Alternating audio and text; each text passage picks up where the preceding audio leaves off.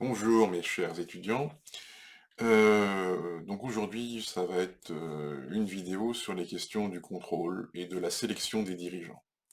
Alors, je vais reprendre une partie des choses que j'ai écrites, la synthèse que j'ai faite sur Demsetz dans le livre qui est juste derrière moi, Voyage initiatique au centre, enfin au cœur de la théorie des organisations, avec la jolie feuille verte que vous avez juste derrière moi. Et donc c'est des problématiques que j'ai développées largement dans un chapitre qui s'appelle Les théories de la firme, donc le chapitre est beaucoup plus long que ce que je vais raconter aujourd'hui.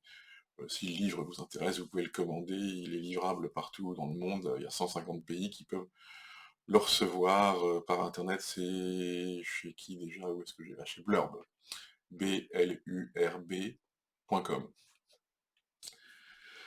Alors la question du contrôle des firmes va au-delà de la problématique du contrôle au sein de la firme, hein, et ce sont des questions qui empoisonnent les organisations, le problème du contrôle, ça empoisonne le fonctionnement des organisations partout dans le monde. Et ce problème du contrôle repose en fait aussi sur un cadre institutionnel qui est différent en fonction des pays. Et donc la nature du pays change la nature du contrôle au sein d'une firme. Et donc là, c'est aussi un problème de richesse dans le pays, hein. Donc la répartition de la richesse, la quantité de richesse permet d'avoir l'existence d'actionnaires ou pas, et ça va varier le fonctionnement du contrôle.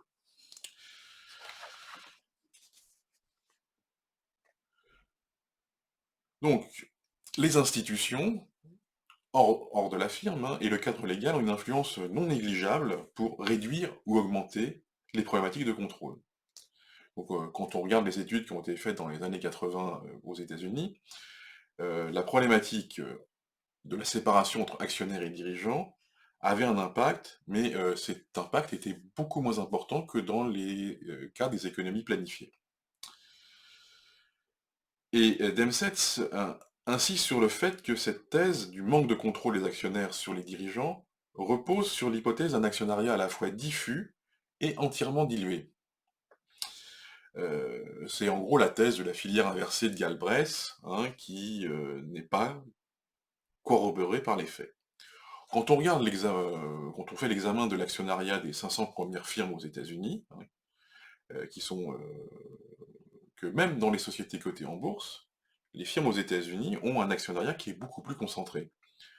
Et généralement, ainsi, les 5 premiers actionnaires de ces firmes détiennent en moyenne plus de 25% des actions, et face à un actionnariat concentré, le manager dispose de moins de marge de liberté que face à un actionnariat diffus. Et l'aspect familial du capitalisme est quelque chose qu'il faut bien avoir en tête, hein. Donc la plupart des compagnies sont des compagnies familiales, hein. Même sur le CAC 40, vous regardez, vous avez, à part les exceptions que sont Total, par exemple, qui a un actionnariat totalement diffus, ou France Télécom, qui a aussi un actionnariat beaucoup diffus, mais qui a une histoire un peu différente d'une entreprise familiale. Bah, des entreprises comme L'Oréal, comme Michelin, comme PSA, ont toujours, hein, une structure actionnariale très liée à la famille fondatrice originelle. Et c'est encore plus marqué dans les PME, où vous avez généralement un actionnaire dirigeant qui est le chef de l'entreprise. Et donc ça, cette idée qu'il y aura une séparation des pouvoirs entre les dirigeants et les actionnaires est quelque chose qui est beaucoup plus faible dans ces pays-là. En revanche, quand la propriété n'existe pas, en particulier dans les économies planifiées comme c'était à l'époque, et ben cette séparation est beaucoup plus importante. Et ça explique pourquoi vous avez un effet du cadre légal des institutions sur le fonctionnement général des entreprises dans un pays, hein. Donc, en fait, la structure de propriété, c'est ce qu'on montre, des firmes, répond en fonction des pays aux problématiques des coûts d'agence. Mais aussi, elle prend en compte les problèmes liés à la réglementation locale et à la taxation. Et en fonction des règles applicables de chaque pays, les actionnaires vont définir les structures de propriété dans leur intérêt afin de s'arranger au mieux avec l'ensemble des contraintes. Alors je vais développer un autre point maintenant, c'est-à-dire le rôle de la richesse des actionnaires. C'est une question qui est essentielle pour Harold Demsetz, hein. le risque associé à la détention d'une part des actions d'une firme n'est pas limité à la quantité d'actions détenues et au risque spécifique de la firme. Cela dépend aussi de la richesse de l'actionnaire et du temps et du savoir qu'il peut consacrer au placement de son argent. Un actionnaire très riche peut ainsi posséder des parts importantes dans différentes sociétés, tout en conservant une diversification de son portefeuille. Le problème du contrôle peut ainsi être atténué si un pays possède suffisamment de riches, capables d'investir dans plusieurs compagnies et d'offrir une partie de leur temps et de leur savoir pour les contrôler. L'existence de ces individus riches en temps, savoir et moyens financiers est aussi le reflet de la richesse ou de la pauvreté d'un pays. En effet, la problématique de l'inégalité de richesse observée dans les pays est très différente selon l'indice de Gini, et ça peut recouvrir des réalités extrêmement diverses. Et la question qui est posée par Demsetz repose plus sur l'acquisition des richesses plutôt que sur la possession des richesses. C'est un vieux débat.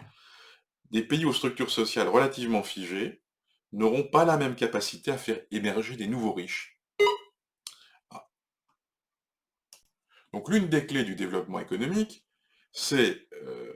réside dans des institutions capables de faire émerger ces nouveaux riches et qui sont en mesure de consacrer au développement des entreprises. L'inégalité face à la richesse ne doit pas cependant être trop importante pour Demsetz. L'extrême inégalité ou l'extrême égalité dans la distribution de richesse conduisent à une augmentation du problème du contrôle des firmes. Dans le cas de l'inégalité extrême, il y a un tout petit nombre de riches qui concentrent entre leurs mains le contrôle de l'ensemble des firmes du pays. Le savoir et les capacités des personnes sont limités notamment par le temps qui est nécessaire de consacrer pour exercer un contrôle effectif. Et donc, en conséquence, c'est que ce contrôle, il ne va pas être de grande qualité.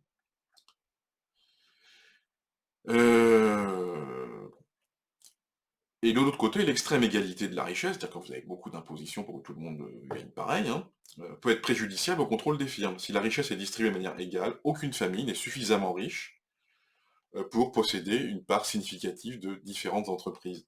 Et donc, il sera incapable de se diversifier. Dans cette situation, les actionnaires vont posséder des pourcentages minimes des firmes, et donc ils n'auront pas une capacité à exercer un contrôle efficace. Et donc dans ce cas-là, les actionnaires face à les managers face à des actionnaires dispersés auront beaucoup plus de pouvoir. Alors il y a aussi la question des investisseurs institutionnels, et puis du problème de contrôle des firmes. On peut avoir des fonds de pension qui font le boulot des actionnaires. Alors, mais l'existence, ça a un effet positif, mais il y a aussi des effets pervers. On peut avoir des gens qui cherchent à contrôler une firme, et ils ont un horizon temporel de maximisation du profit qui n'est pas le même que l'intérêt général, ni de la firme, ni des autres actionnaires. Et donc ça peut priver la firme d'une politique d'investissement qui soit plus efficace, parce qu'on cherche à maximiser sur une courte période la rentabilité en question. Alors, il y a un débat derrière ça, c'est la possession de richesse versus l'acquisition de richesse, qui remonte au moins à John Stuart Mill. En gros, les économistes s'accordent sur le fait que les inégalités issues du processus d'acquisition de richesse ne sont pas de même nature que celles qui sont transmises par l'héritage. Et une grande partie, depuis John Stuart Mill, pense qu'il faut laisser des incitations pour l'acquisition de richesse. Il faut que les gens aient envie de s'enrichir pour que l'économie fonctionne. Mais il faut en même temps taxer sauvagement les héritages pour éviter de créer des rentiers. Demsetz pense le contraire, que les héritiers ont un rôle crucial dans le contrôle des firmes, et de les priver de leur héritage conduit à se priver de personnes motivées pour valoriser les firmes qu'ils contrôlent. Donc voilà, c'est intéressant, c'est un bon débat. Je sens que Thomas Piketty ne serait pas d'accord avec moi, ni avec Harold Demsetz, mais bon, ils n'ont pas la même vision du monde. Alors maintenant, on va parler de la sélection des dirigeants, pourquoi un PDG doit être payé ou pas. Donc, le contrôle d'une firme par les actionnaires repose sur leur aptitude à sélectionner et rémunérer les dirigeants de la firme, afin qu'ils agissent dans l'intérêt des actionnaires. Et donc Demsetz s'intéresse à trois questions. D'abord, le lien entre la performance de la firme et la rémunération des dirigeants, le lien entre la taille de la firme et la rémunération des PDG, ce qu'on appelle les Chief Executive Officer en anglais, et enfin la sélection des dirigeants via la théorie du tournoi. Donc on sait qu'il est très difficile de mesurer la performance, d'un dirigeant et que c'est très difficile de mesurer la productivité d'un dirigeant. Alors, on essaye de mesurer la productivité des 4 dirigeants, par des études grossières qui essayent de mesurer l'augmentation du cours boursier, donc la performance boursière de la firme et en disant que c'est la responsabilité des dirigeants si le cours boursier augmente. Maintenant, il peut y avoir des explications exogènes, hein. Vous pouvez avoir un dirigeant tout nul qui bénéficie, de conditions conjoncturelles exceptionnelles et on a l'impression qu'il a fait un travail d'enfer. Et puis vous avez un dirigeant extrêmement qualifié qui fait un travail extraordinaire, mais il fait face à une conjoncture désastreuse. Donc alors, qu'est-ce qui motive un dirigeant? C'est pas tellement le montant du salaire, hein, on n'a pas besoin, enfin, c'est pas, si, c'est le montant du salaire a un rôle important, mais ce que je veux dire, c'est qu'on n'a pas besoin de faire pointer le dirigeant ou de dire, bah voilà, il faut que tu viennes de 8 heures à midi, puis ensuite tu auras 1 heure de pause, et après tu viendras de 13 heures à 17 heures pour faire la suite de ton travail. Mais en règle générale, c'est des gens qui sont particulièrement impliqués, pour qui l'entreprise c'est 24 heures sur 24, 7 jours sur 7, il n'y a pas de vacances, et donc, surtout sur les grandes firmes internationales, heu, on ne peut pas considérer que ce sont des gens qui ne sont pas impliqués, qui a besoin de les motiver pour travailler. Ça, c'est pas la chose. En revanche, le salaire joue un rôle dans l'autre sens. C'est-à-dire qu'ils sont extrêmement motivés parce qu'ils ont peur de perdre leur place et donc de perdre leur rémunération, et cetera. Donc c'est pour ça que alors la question de savoir comment on fait la rémunération du dirigeant. Est-ce qu'on le rémunère, qu'au variable ou qu'au fixe? Hein, donc ah, c'est une question qui est importante. Alors, bon, il y a généralement, on a un mix entre, du variable et du fixe pour mesurer, enfin, pour motiver le dirigeant, surtout, faire en sorte que ces décisions soient celles que les actionnaires prendraient à sa place, en termes de prise de risque. Donc il faut faire en sorte que les incitations du dirigeant soient celles de représenter convenablement les préférences des actionnaires. Bon, c'est pas toujours évident, parce qu'en règle générale, les actionnaires ont une préférence pour le risque qui est plus importante que le dirigeant. Le dirigeant, lui, préfère garder une place tranquille, un bon salaire, etc., que l'actionnaire, lui, veut des résultats. Donc on n'a pas forcément la même perspective. Il y a une relation entre la taille de la firme et la rémunération du PDG. Plus la firme est grande, plus la rémunération du PDG est élevée. Et en fait, parce qu'en fait, plus la firme est grande, plus c'est complexe à diriger, et peut-être il y a de moins en moins de monde qui est capable de diriger une firme de grande taille. Et en plus de l'argument de la responsabilité, il est nécessaire d'affirmer la rémunération comme pour celui qui est dépositaire de l'autorité. Si vous avez une rémunération d'un PDG qui est la même que celle des vice-présidents, vous allez avoir un doute sur celui qui est dépositaire de l'autorité. Hein, alors c'est un peu les problèmes que vous avez dans une équipe de football. Quand vous avez un entraîneur qui est moins payé que les joueurs, bah, l'autorité de l'entraîneur a du mal littéralement à s'affirmer. En revanche, si le PDG gagne une somme significativement plus élevée, alors les autres savent que l'autorité est lui, est représentée par lui. Et le dernier lien qu'il y a sur la rémunération et la performance, c'est un lien négatif en fait. En fait, les exigences de travail d'un PDG font qu'il n'est pas vraiment nécessaire de s'assurer de sa présence ou de son application au travail, comme je le disais tout à l'heure. La relation performance-rémunération joue dans le sens inverse, à cause de la probabilité d'être licencié sur la base de mauvais résultats. Et donc cette relation impose une très forte discipline sur le comportement des PDG. Un dernier point, c'est sur la théorie du tournoi et de la sélection des dirigeants. C'est une théorie qui est développée par Lazare et Rosen, qui explique que la rémunération du PDG est un prix, et non pas, revenant non pas à la personne qui a la meilleure productivité pour ce poste, mais en quelque sorte à son mérite, celui qui mérite ce poste. Et pardon, il revient à la personne qui a remporté toutes les compétitions face aux autres prétendants au niveau intermédiaire de management.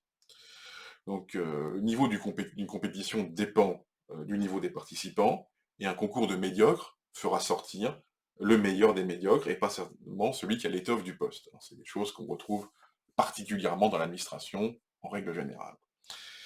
Même dans certains cas, dans une administration, vous avez, qu'un seul qui se croit capable de diriger et donc il est le seul à être élu, pour diriger.